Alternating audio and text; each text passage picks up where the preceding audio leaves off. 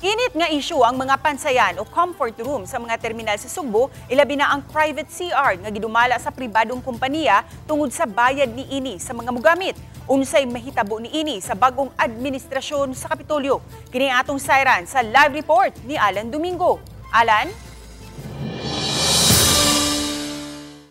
Yes, gipatutukan karon sa Bari 4 Administration ang isyong naglambigit sa mga terminal din apil ini ang kontrobersyal nga isyu sa mga pansayan kining public CR o kining pay toilet.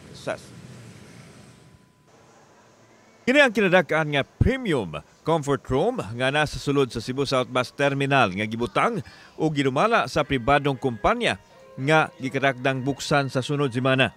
Air condition o high-tech ang mga gamit sa sulod sama sa urinals nga adunay sensor, adunay sa mga touch mirror nga pinduton lang musiga na. Samtang una na nagfunction ang duha ka mga CR nila nga gipabayaran og tag 10 pesos sa mga mugamit. They have options, yeah.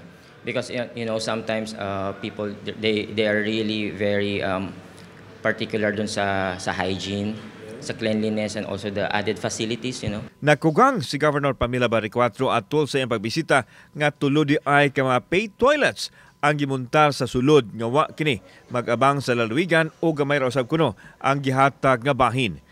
Tungod kay adunay kontrata ang private entity o sa lalawigan atol sa miaging administrasyon, gitun-an karon sa Bari 4 Administration ang ilang mga lakang mahitungod nini.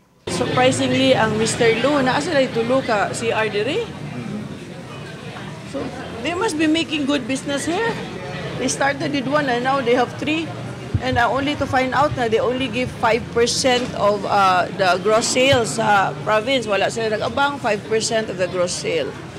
So this is something we really have to review and look into.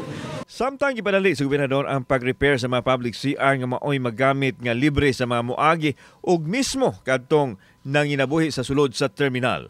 Kumusta man kung mag-CR mo? Asa man no? Private, public? Public. Okay? Makadaginot. Public o private CR? Public. Kaya ano man? Di public lang. Ang ikaduhang anda na usab nga nagusbat na ipaayo aron maggamit.